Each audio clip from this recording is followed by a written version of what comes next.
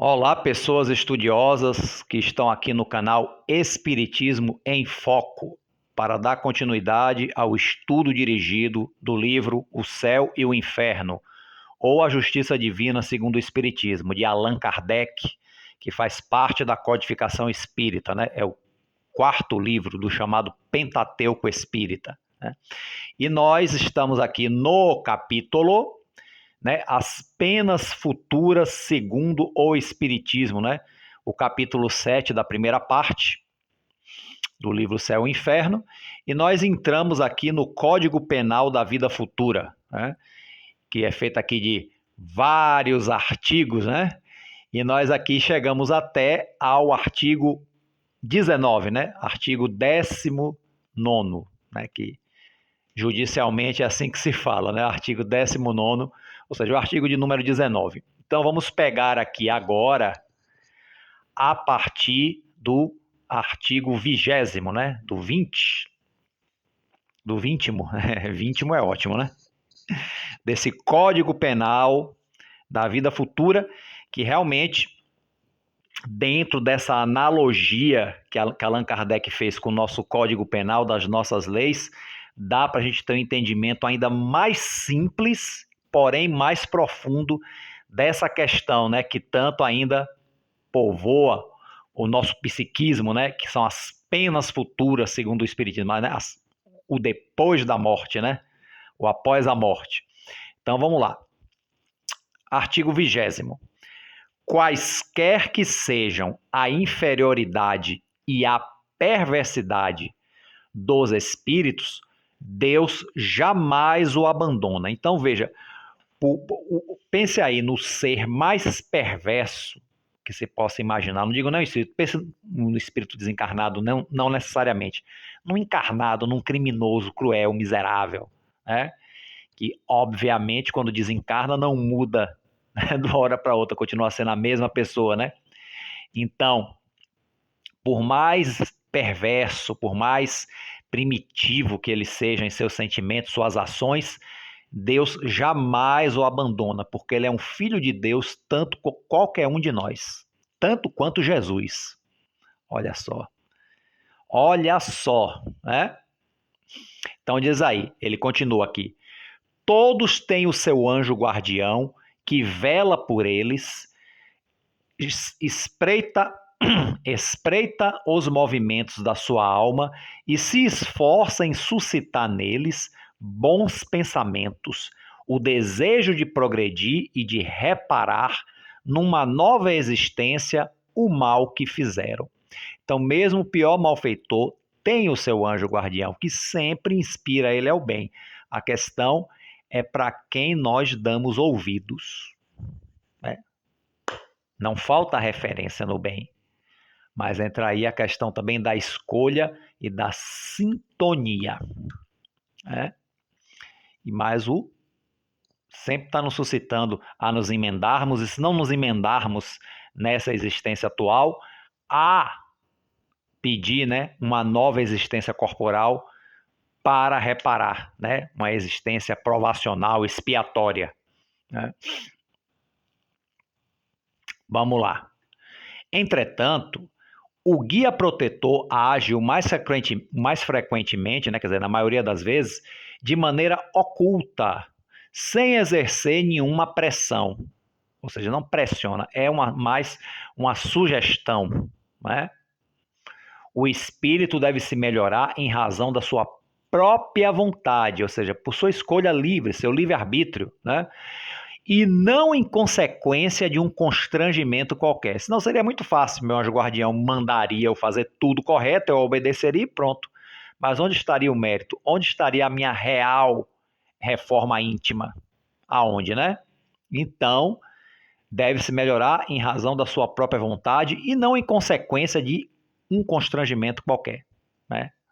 Bom, age bem ou mal, quer dizer, age bem ou mal, em virtude do seu livre-arbítrio, mas sem estar fatalmente impulsionado num sentido ou no outro, né? Deixa-se a escolha. Se fez mal, sofre-lhe as consequências, por tão longo tempo que tenha permanecido no mau caminho. Lembrar o capítulo anterior, né? O sofrimento é em razão do mal que se cultiva, né? Proporcional, né? É a lei de equanimidade, né? A lei de Deus, equânime, né? Desde que dê um passo em direção ao bem, quer dizer, dê um passo em direção ao bem, sente-lhe imediatamente os efeitos. Fechou aqui. Nota, né? Nota de Allan Kardec.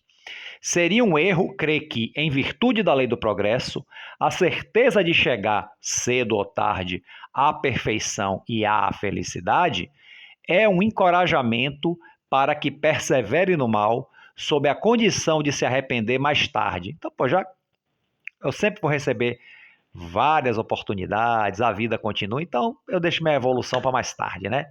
Vou continuar aqui levando minha vida, né, imprópria, né, fazendo coisas questionáveis, como diz aqui, perseverar no mal, né? Bom, aí Kardec vai explicar isso. Porque o espírito inferior não vê o fim da sua situação. Então, para muitos espíritos, gente, que estão no plano espiritual em sofrimento, eles não sabem quando é que aquilo vai terminar. Alguns acreditam que é eterno, né? A crença no inferno, inclusive, né?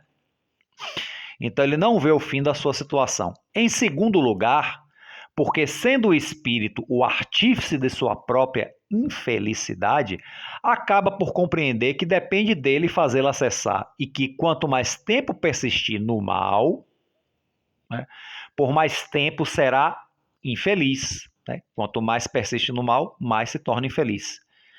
Que seu sofrimento durará sempre se não colocar um fim. Né? Seria, pois, de sua parte, um cálculo falso, do qual seria a primeira vítima. Se, ao contrário, segundo o dogma das penas irremissíveis, toda a esperança lhe estivesse para sempre sustada, não teria nenhum interesse em se voltar para o bem, que lhe seria sem proveito. Quer dizer, aí que nem a querer a evolução mesmo. Já estou no inferno mesmo, já estou condenado, então para que me emendar agora? Né? Diante dessa lei, cai igualmente a objeção tirada da paciência divina. Deus, criando uma alma, sabe com efeito, em virtude do seu livre-arbítrio, se ele tomará o bom ou o mau caminho. Né? Sabe que será punida se fizer o mal, mas sabe também que esse castigo temporário é um meio para que compreenda seu erro e a faça entrar no bom caminho, onde chegará cedo ou tarde. Vai depender de cada um. Segundo a doutrina das penas eternas, sabe que falirá e estará antecipadamente condenado às torturas sem fim. Voltar ao capítulo Inferno, né? Que esse Allan Kardec aqui está falando. Ok? Então, artigo 21º, conhecido também com 21. Ninguém é responsável senão pelas suas faltas pessoais. Cada um é responsável pelos seus próprios BOs, hein? Ninguém sofrerá as penas das faltas dos outros, a menos que lhe haja dado lugar. Seja provocando-as com seu exemplo, seja não as impedindo quando tinha esse poder. Ninguém sofre pelas faltas alheias, mas pode-se ser responsabilizado quando se dá um mau exemplo, que encoraja as pessoas, né, a seguir pelo mau caminho, vamos dizer assim, né, usando uma expressão bem moralista, né? Mas veja bem, né, a não ser que a gente sirva de mau exemplo e a pessoa já tem a tendência, por exemplo, a pessoa tem a tendência ao alcoolismo, mas está querendo parar. Aí eu fico oferecendo bebida. Ah, que bobagem, só um copinho, só 2 copinhos. Ela, se não resistir, se ela não tiver força moral o suficiente e aceitar, é responsabilidade dela, claro, porque ela resolveu aceitar. Porque se ela tivesse força de vontade, não aceitaria e pronto. mas também a minha parcela grande de responsabilidade que a estimulei, sabendo que é uma fraqueza da pessoa, a pessoa é alcoólatra, tem uma dependência química. Então, isso é um exemplo. Outros exemplos também, pessoas que estimulam a outra a cometer crimes. Para que levando essa vida ruim, ser honesto não vale a pena, vamos aqui a gente vai ganhar dinheiro fácil, né? Então, há também a responsabilidade, né? Mas cada um responde pelo seu mal. Porque se eu recebi esses convites e não tive resistência moral para não aceitar, se eu também deixei minha ambição ser levada a cabo e partir pelo mundo do crime, deixei o meu vício tomar conta de mim, partir para aceitar, né, o alcoolismo, então eu também tenho a minha responsabilidade acima de tudo, né, por causa do meu livre-arbítrio. Ok? Ok, seja não impedindo quando tinha esse poder. Quando você vê que alguém vai fazer uma coisa ruim e você pode impedir, né? E não o faz por indiferença, por exemplo, que é o maior exemplo de todos, você também tem uma responsabilidade. A pessoa está ali para cometer um suicídio, você pode ir lá e impedir. Não, isso não é problema meu, ela quer se matar, problema dela. Claro, é problema acima de tudo dela, que resolveu colocar fim na própria vida física. Mas eu poderia, né, naquele momento, impedi-la e, nesse impedimento, dar mais um tempo a essa pessoa para reflexão, que ela poderia decidir por não mais fazer, ou poderia fazer do mesmo jeito depois, né? Aí é problema totalmente dela, eu fiz a minha parte. Entendeu? Então, não a impedindo quando tinha esse poder. Isso aí, eu usei o suicídio como exemplo máximo, mas há outras pequenas coisas, outras grandes coisas que também cabem nisso aqui, que a gente pode, nossos filhos entrando por um caminho errado, cabe a nós chamar e impedir, educá-los. Rapaz, não vá por aí, não. A educação dos filhos é um grande exemplo disso também, né? E tantas outras que eu posso citar, eu não vou ficar aqui nisso, porque não vai tomar o vídeo todo, né? Assim é que, por exemplo, o suicida é sempre punido, mas aquele que, pela sua dureza, leva o indivíduo ao desespero e daí a se destruir, sofre uma pena ainda maior. Aqui, pior ainda, eu falei o caso aqui de não impedir, né? Pior ainda é eu induzir a pessoa ao suicídio. Rapaz, se mate mesmo, sua vida tá uma porcaria. Que é pior ainda. Quer dizer, a pessoa vai ter a responsabilidade, que ela que tem o livre-arbítrio para suicidar ou não, mas eu também vou ter. Também vou estar cometendo um crime que eu induzi a pessoa ao suicídio, né? Terrível isso. Às vezes a gente não tem paciência, gente. E eu já usei muito essa expressão, eu confesso, eu me penitencio. A pessoa está enchendo meu saco, rapaz, quer saber? Se mate, rapaz. Você é uma pessoa que não serve para nada, se mate. Mas a gente fala assim, o se mate, não é querendo que a pessoa se mate mesmo, né? É uma coisa de dizer assim, rapaz, não quero saber de você, some da minha vida. A coisa mais nesse nível. Mas se a pessoa tiver uma fraqueza com relação à ideação suicida e realmente essa sugestão nossa dessa displicência contribuir para que ela tome essa atitude de cometer o suicídio, também seremos responsáveis. Eu seria responsável. Eu falei esse tipo de coisa, se a pessoa tivesse dado cabo disso, eu hoje teria essa responsabilidade aqui nos meus ombros, né? Tá bem? Então a gente tem que ter cuidado, né?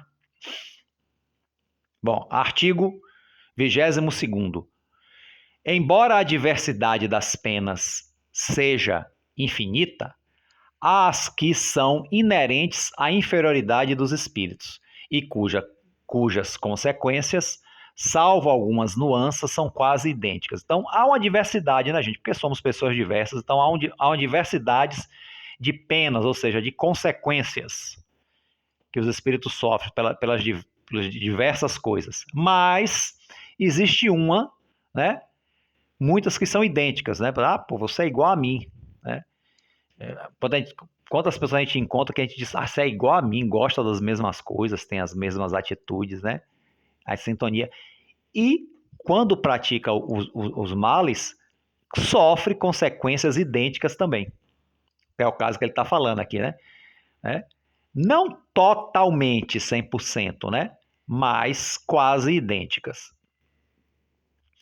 A punição mais imediata, sobretudo entre aqueles que são apegados à vida material, né, apego material, negligenciando o progresso espiritual, consiste na lentidão da separação da alma e do corpo, nas angústias que acompanham a morte e o despertar na outra vida, na duração da perturbação que pode persistir por meses e anos. Então, eu tenho a personalidade diferente de um amigo meu, mas temos uma coisa em comum: somos muito apegados à matéria. Então, vamos ter consequências bem parecidas quando desencarnarmos, né? A dificuldade para desprender o espírito do corpo, o sofrimento pelo apego, até mesmo, gente, a ficar apegado às coisas. Quantos espíritos ficam apegados a seus cofres, por exemplo, às suas casas, né?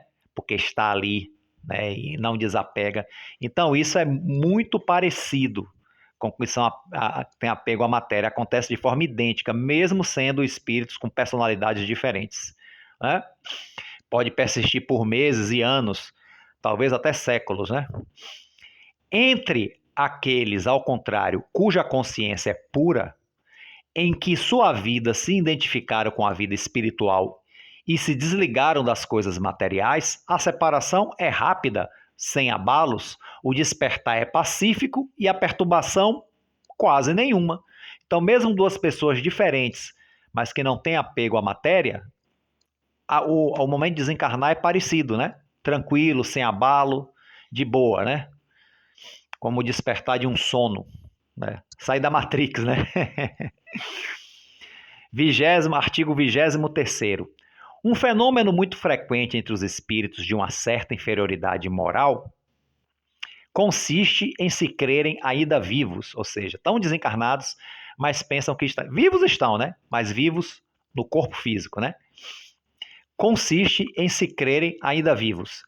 E essa ilusão pode se prolongar durante anos, durante os quais sofrem todas as necessidades, todos os tormentos e todas as perplexidades da vida. Uma delas, falar com as pessoas e não ser ouvido. Por que ninguém me responde? Começa a enlouquecer, né? Se achando invisível por ser ignorado. Sente as necessidades do corpo, sente fome, sede, frio, sono, né? Que acha que está no corpo. Acontece muito frequentemente. Já aconteceu que eu trabalho com reunião mediúnica, né, de socorro espiritual, desobsessão, e espíritos que se apresentam lá com fome, né, com dores, como se estivesse no corpo físico, né? Ou então reclamando que ninguém responde quando ele fala. Isso aí já vi, eu já presenciei na prática, né?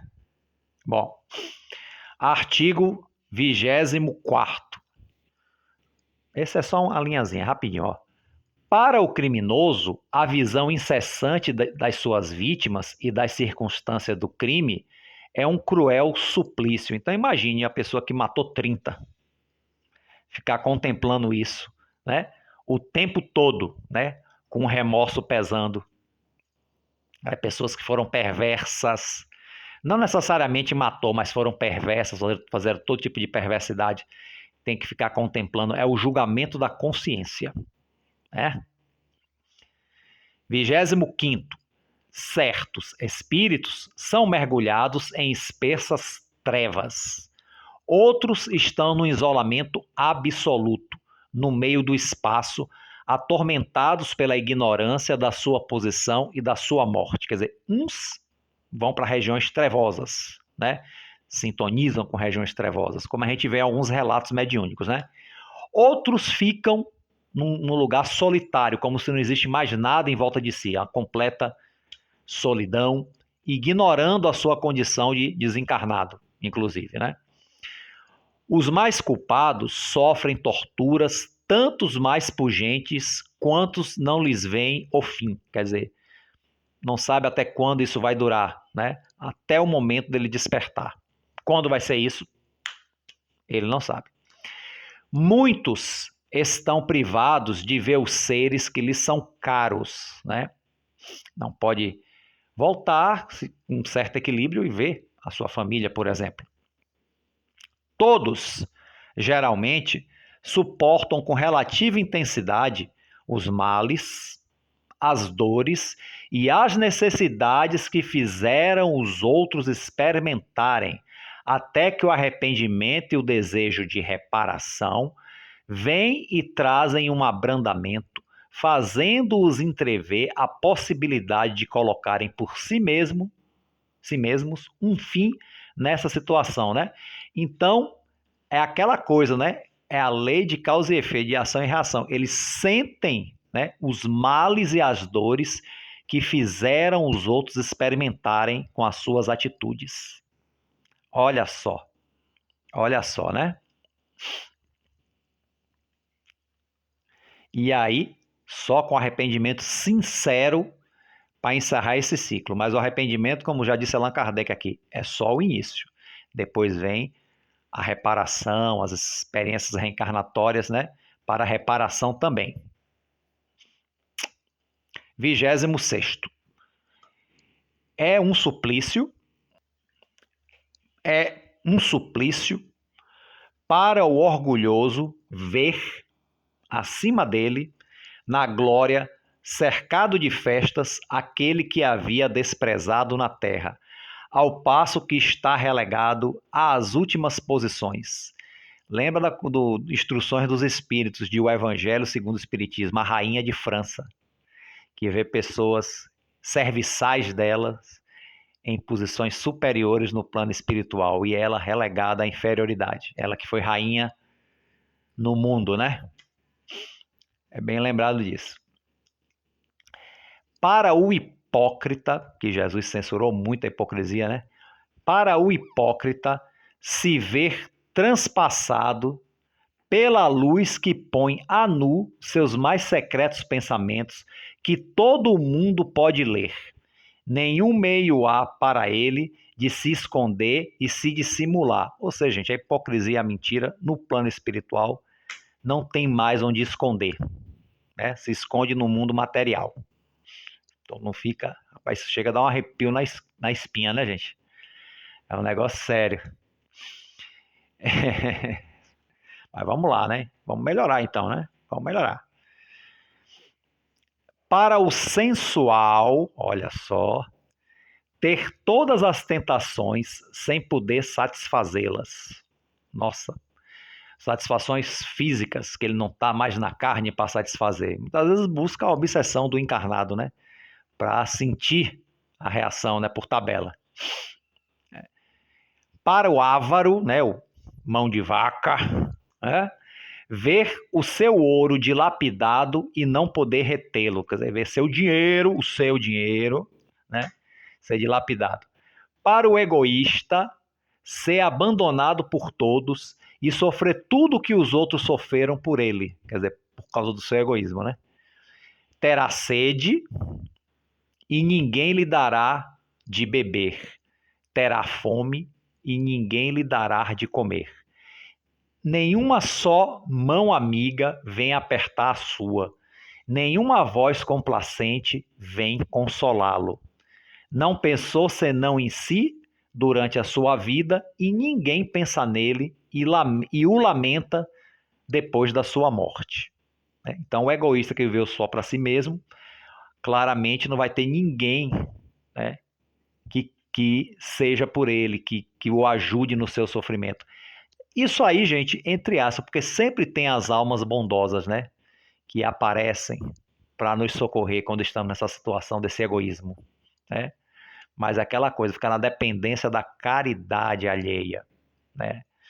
E não de corações realmente queridos, já que ele não, o egoísta ou a egoísta nunca pensou em ninguém, senão em si mesmo, né? 27º. O meio de evitar ou atenuar as consequências dos defeitos na vida futura é dele se desfazer o mais possível na vida presente. Então, para a gente não chegar a isso aqui no plano espiritual, gente, é melhor a gente se corrigir agora, enquanto estamos aqui no corpo, né? É reparar o mal para não ter que repará-lo mais tarde, de maneira mais terrível. Se deixar para mais tarde, pode ser muito mais difícil, pode ser até terrível. Palavra do próprio Kardec. Quanto mais se tarda em se desfazer dos defeitos, mais as suas consequências são penosas. E mais rigorosa deve ser a reparação que se deve cumprir. Então, quanto mais tarde, pior, né? 28º artigo. Artigo 28º. A situação do espírito, desde a sua entrada na vida espiritual, é aquela que ele se preparou pela vida corporal. Aquela coisa, né? Se morre do mesmo jeito que se viveu, né? Mais tarde, uma nova encarnação lhe é dada para a expiação e a reparação por meio de novas provas, né? Uma nova oportunidade. Mas a aproveita mais ou menos em virtude do seu livre-arbítrio. Então, a oportunidade é dada, mas o livre-arbítrio pode fazer a gente escolher não seguir o caminho da devida reparação, do devido autoaprimoramento, né? Se não a aproveita, né, a oportunidade, é uma tarefa a recomeçar, cada vez em condições mais penosas. Então, quanto mais a gente empurra, mais fica difícil. De sorte que aquele que sofre muito na terra, pode-se dizer que tinha muito a expiar, né? Muito a expiar. Então, a gente vê aquela pessoa sofrida, cheia de problemas. Não é que a gente vai dizer, bem feito, miserável, tem muito a apagar. Não é isso não, viu, gente? Pelo amor de Deus. Mas ter consciência, né, de que não há injustiça de Deus. E orar e ajudar aquele infeliz da maneira que nós pudermos, né? Como a gente gostaria que fizesse pela gente quando se estivéssemos naquela situação, né? Os que gozam de uma felicidade aparente, malgrado os seus vícios e sua inutilidade, estejam certos de pagá-la caro numa existência ulterior, né? Os que têm a vida de aparência, né? Foi nesse sentido que Jesus disse: bem-aventurados os aflitos, porque serão consolados, em O Evangelho segundo o Espiritismo, capítulo 5, né? Então, os vícios e a inutilidade é uma vida fútil, né? Isso que ele está querendo dizer aqui, né? Terá um retorno bem difícil, de muita dificuldade, né? Então, vamos lá. Artigo 29º. A misericórdia de Deus, sem dúvida, é infinita, mas não é cega.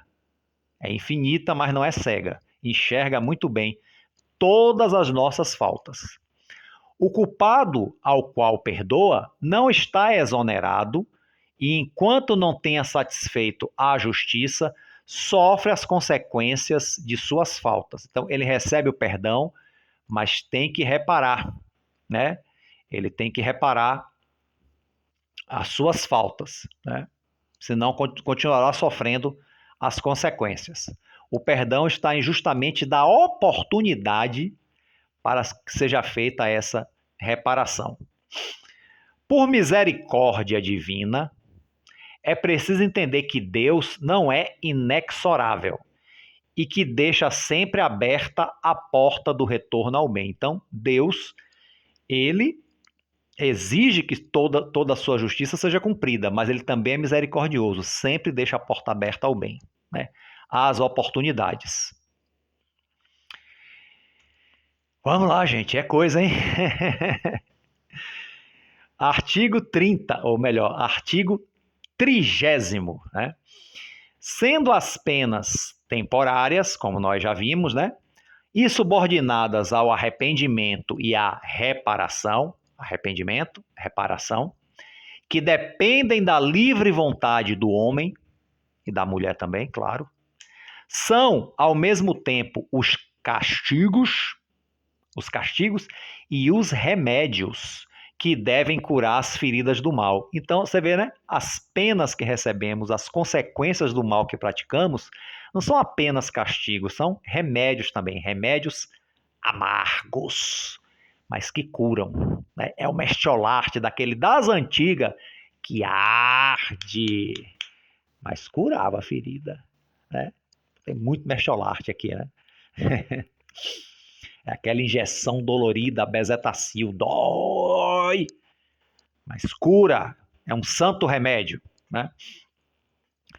Os espíritos em punição estão, pois, não como forçados, condenados a determinado tempo, mas igual a doentes no hospital, que sofrem da doença que frequentemente decorre das suas faltas, e os meios dolorosos de que necessita, mas que tem a esperança de sarar, e que saram tanto mais depressa quanto sigam exatamente as prescrições do médico, que vela por eles com solicitude. Olha que comparação perfeita, né? Então, como a gente sofre as expiações, né, para a nossa falta, igual o paciente, né, que está no socorro médico, está internado no hospital. Se a gente for dócil ao tratamento, ficamos curados mais rápido. Se formos resistentes, aí a enfermidade dura mais tempo, né? Seguir exatamente as prescrições do que o médico nos faz para a nossa cura, né?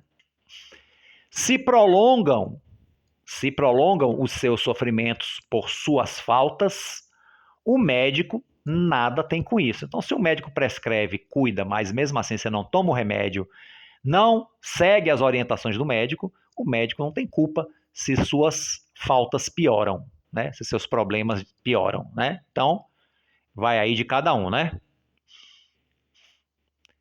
31º artigo. As penas que o espírito sofre na vida espiritual vêm se juntar às da vida corporal, que são a consequência das imperfeições do homem, de suas paixões, do mau uso das suas faculdades e a expiação das faltas presentes e passadas. Ambas as duas conjuntamente juntas, né? É na vida corporal que o espírito repara o mal das suas existências anteriores, né? Que põe em prática as resoluções tomadas na vida espiritual. Que nós, antes de encarnarmos, tomamos resoluções, que nem sempre as seguimos, né? Ou seguimos uma parte, mas não todas, né? Assim, se explicam essas misérias e essas vicissitudes que, à primeira vista, parecem não ter razão de ser e são de toda justiça desde que são a quitação do passado e servem para o nosso adiantamento. Porque não é só punir, gente, são experiências que também nos ajudam a aprender, a caminhar para frente. Não é punição pura e simples, né? Isso aqui são as consequências, como está aqui no início, né, do artigo, né? O espírito sofre na vida espiritual, se junta com a vida corporal, ou seja, quando ele reencarna, né? E são as consequências das nossas imperfeições, das nossas paixões, mau uso das nossas faculdades, da nossa inteligência, da nossa força, né? E a expiação de todas as faltas, tanto a que a gente comete no presente quanto no passado. Mas isso aí serve ao nosso adiantamento, não é só uma punição. Ah, estou sendo castigado. Não. Podemos usar a dor também, né? Essa dor que a gente está sentindo em função de consequências passadas, mas podemos usá-la também como ferramenta para nosso adiantamento, né? Como está aqui bem claro no texto, né? Aqui, nota de rodapé, vê atrás no capítulo 6, Purgatório, no número 3 e seguintes, e adiante o capítulo 20, exemplos de expiações terrestres, o Evangelho segundo o Espiritismo, capítulo 5, né? Bem-aventurados os aflitos. Então tá aqui essas referências para a gente melhorar mais ainda o entendimento do artigo 31º. Artigo 32º. Deus, disse, não provaria maior amor pelas suas criaturas se as tivesse criado infalíveis e, consequentemente, isenta das vicissitudes relativas à imperfeição? Por que Deus não nos cria todos os anjos logo de uma vez, né? Para que isso, né? Essa caminhada toda lá, da imperfeição até a luz, né? E aí?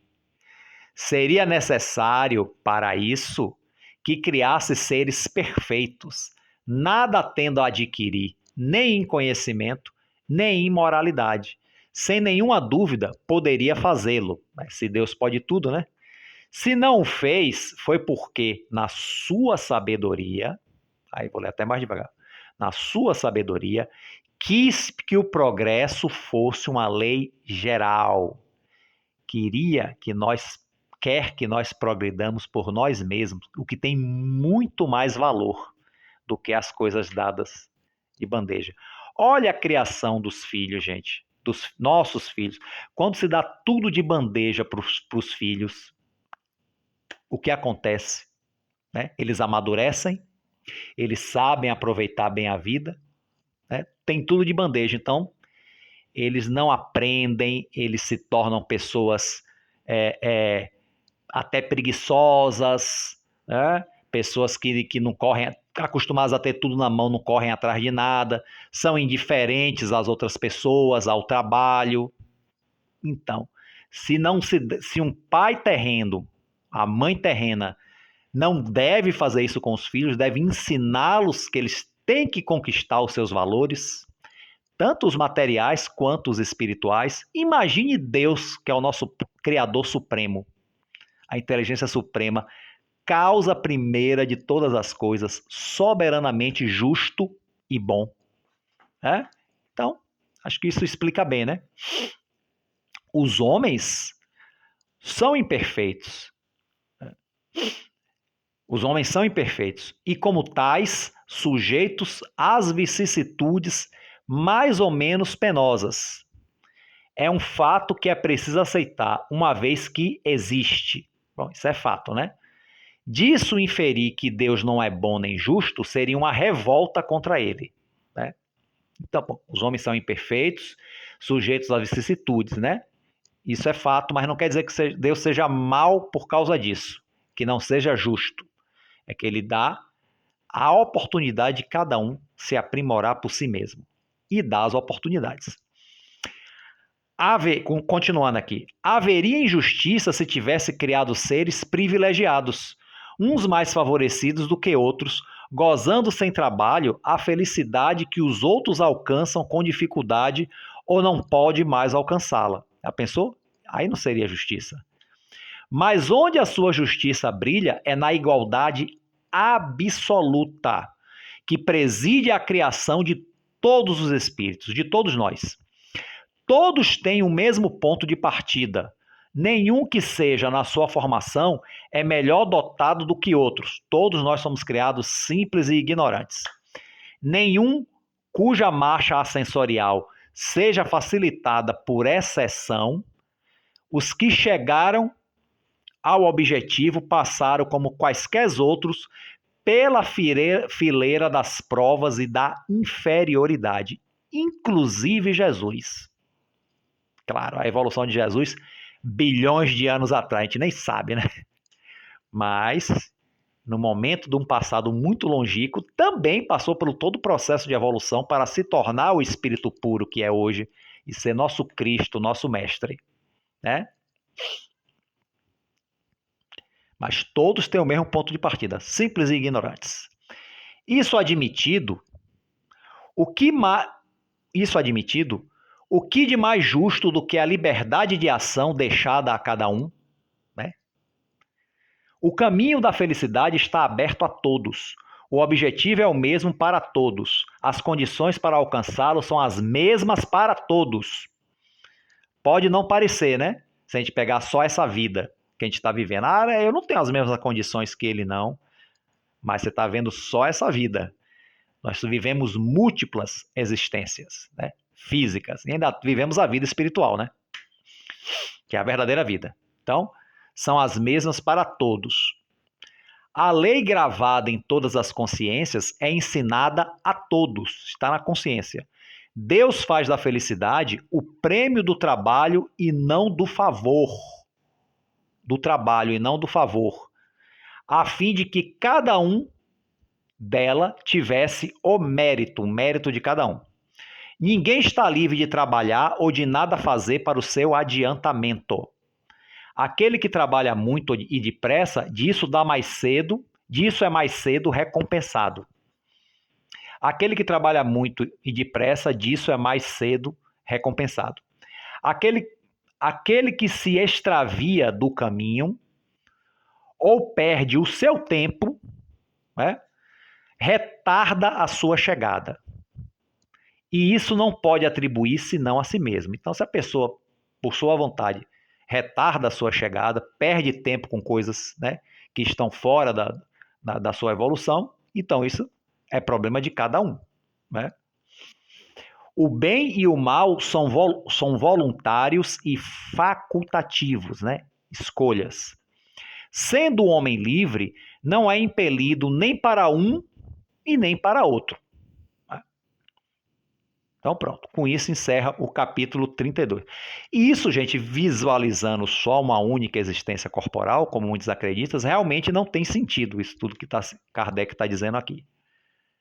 Isso aí só tem sentido, gente, com vista nas múltiplas existências que nós temos ao longo de nossa caminhada espiritual. As múltiplas encarnações, né? Então isso aí sim, isso aqui tudo faz sentido. Uma pessoa que não acredita em reencarnação, né, em continuidade da vida espiritual após a morte do corpo físico, isso aqui não tem o menor sentido. Mas faz todo sentido para a gente, espíritas, que conhecemos isso, né? Artigo 33º e último. Malgrado a diversidade dos gêneros e dos graus de sofrimento dos espíritos imperfeitos, o Código Penal da Vida Futura pode se resumir nesses 3 princípios. Então, pela diversidade de gêneros e de graus de sofrimento de cada um de nós, né, Kardec aqui resumiu o Código Penal da Vida Futura em 3 princípios, para simplificar mais ainda. Vamos lá. Primeiro, né, o sofrimento está ligado à imperfeição.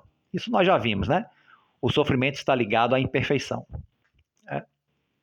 Segundo, toda imperfeição e toda falta que lhe é consequente carrega consigo o seu próprio castigo, por suas consequências naturais e inevitáveis, como a doença é a consequência dos excessos, o tédio a da ociosidade, sem que haja uma condenação especial para cada falta e cada indivíduo. Então, cada vício já traz sua própria consequência, né? Então, os vícios já têm como consequência a deterioração do corpo físico. O orgulho já traz como consequência, né, a você já ser uma pessoa no futuro que ninguém queira por perto. E por aí vai. Todo homem, né, e a terceira coisa, né, e o terceiro princípio, todo homem, podendo se desfazer das suas imperfeições, por efeito da sua vontade, pode se poupar dos males que são as suas consequências e assegurar sua felicidade futura. Então, se a gente pode se desfazer de algo que nos faz mal, gente, a gente deve fazer, porque se a gente não faz, a gente sofre as consequências depois. Isso é a lei, né? A lei de causa e efeito. Tal é a lei da justiça divina. A cada um segundo as suas obras, no céu como na terra, ou seja, no plano material como no plano espiritual. E assim encerramos esse código e encerramos o capítulo 7, né?